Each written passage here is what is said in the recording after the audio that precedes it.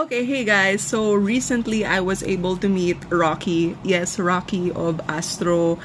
And oh my gosh, okay, by the way, if you followed me here like years ago, you would know originally that I am a Aroha, and Astro was the first K-pop group that I like actually stand and was a fan of, and they are still very much in my heart for Evs. So I was so grateful that I was given the opportunity to go to Rocky's first fan con sa Skydome, and oh my gosh, I knew he was like super talented and very like energetic and just bright.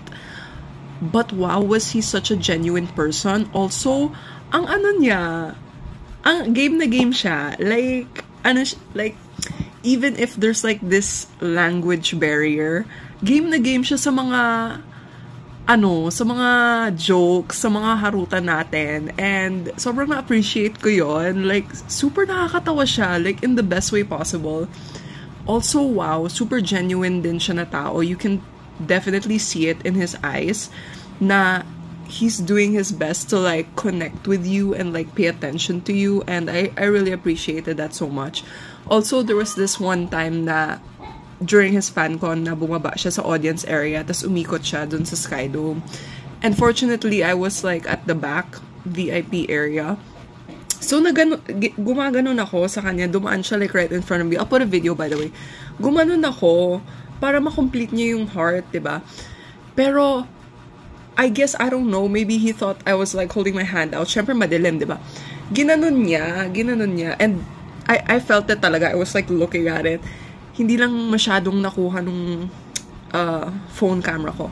Pero ginanon niya. So, I was so siguro he was trying to like go like that, like hold hands, high five or what.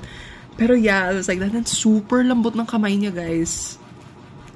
Those were the softest hands I've ever held in my life so far. Rocky, please drop the routine because I need that. I need to know what you do. I need to make my hands that soft.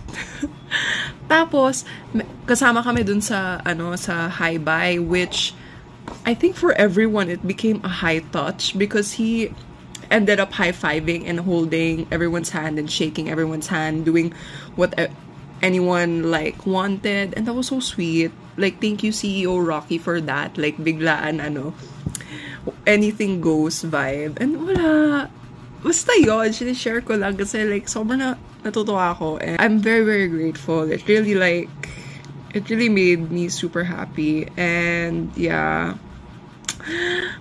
naiiyak na naman yan talaga.